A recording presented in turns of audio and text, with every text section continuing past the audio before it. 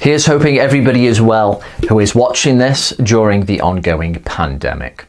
We don't know when it's going to end, and as a result, a lot of YouTube channels are regurgitating old content. People are talking about things that could happen because things aren't going forward as they usually are. In boxing, we have had Anthony Joshua, AJ, unified heavyweight champion of the world, bring up that classic fantasy fight. The casual fantasy, right?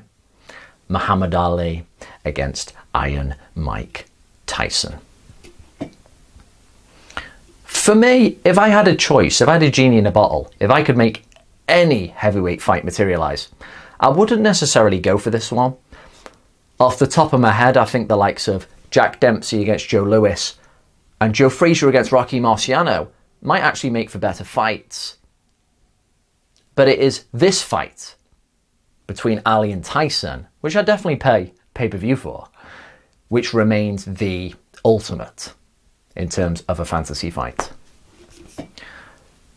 Anthony Joshua chooses Mike Tyson to win. Now, did he do this just to prick our ears, to make us go, oh, he's going against the grain, he's picking the guy who's generally the underdog? But what stuck out more to me was the fact that sometimes, oddly enough, fighters and even trainers don't know what the hell they're talking about when they start referencing more historical figures in boxing. Anthony Joshua talks about how Muhammad Ali is not big enough. He refers to him as a cruiserweight, how he'd have to probably bulk up to gain strength. Now, this is a guy, of course, whose training revolves around a lot of building up muscle, all that sports science. I think some of it aids, some of it is just fluff that probably doesn't actually translate into real progress in the ring. Muhammad Ali was able to physically deal with George Foreman in 1974, grab him around the neck, push him around a bit. Arguably the strongest heavyweight there's ever been. This idea of poundage equating to size and strength, it just doesn't wash. Sonny Liston was only about 6'1", 215 pounds, but his proportions and strength and power were absurd. His reach, Sonny Liston that is, it was the same as Lennox Lewis, who was of course 6'5". So this idea that looking at Muhammad Ali going, he was a bit light compared to today, you're losing the point here. Muhammad Ali had very long arms, and then he offset so much by the fact that his feet were so fleet. He would have so many of these guys today just overreaching, not knowing what the hell is going on. He then spoke about a parallel between Mike Tyson and Joe Frazier. These guys did not fight the same, apart from both being relatively squat and short for the division and both aggressive.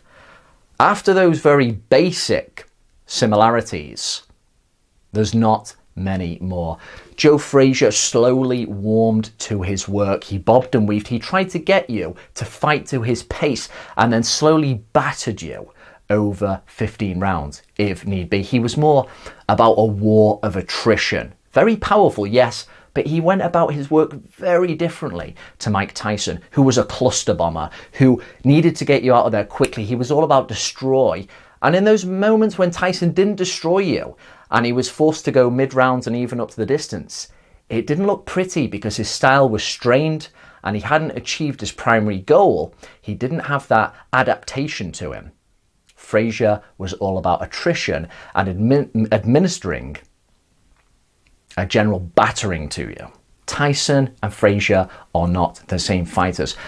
And I mentioned that trainers sometimes don't know what they're going about, because Dominic Ingle recently, of the Ingle Gym, of course, in Sheffield, trainer of Kell Brook, among others, when he was asked about Ali and Tyson and he picked Ali, he referred to Mike Tyson as an 80s Joe Frazier. It's like, what the hell? If you study these guys just a little bit, you know they are not alike. Apart from being relatively short and powerful and aggressive, that is it. I don't think it's a massive stretch to say Tyson wins, but for my money, Muhammad Ali has always got Mike Tyson's number. He would diss him during the press conferences, building up to it. This would start before the fight happened. He'd be having a go at his lisp in a way that nobody ever had before against Tyson, especially in his prime, when he was like imperious and most people were scared of him. Ali would be like, look at this stumpy guy, looks like a bulldog. He'd be like, can't talk properly. He'd have got him wound up beforehand. And then I think during the fight, the best Mike Tyson can hope for is probably an early round knockdown against the greatest, because Ali is going to pop the jab, he's going to frustrate, he can take it to the head and the body, he's going to lean on him, he's going to slow him down. And Tyson never did well when he was slowed down. He started to look like he was fighting in the mud. If he didn't get you out of there, it started to degenerate his fighting style. Of course, the opposite of Frazier, who just grin, leer at you and keep sticking it on you. Tyson didn't work like that. If you could slow him down and bring him and drown him a little bit in those deeper waters, the later rounds, he didn't like it. His style was not about that. So for me, Muhammad Ali at his best probably frustrates and then either outpoints, possibly stops late Iron Mike Tyson. It would certainly be a very exciting fight for the first half. What do you think? For me, it just seems like the likes of Anthony Joshua and even Dominic Ingle, you just get these opinions from obviously well-informed guys, whether it's fighter or trainer, and you just go, well, have you watched these guys at all? Tyson and Frazier aren't alike. Regarding the fight though, who do you think wins that one? 1966 Muhammad Ali against a 1988 Iron Mike Tyson.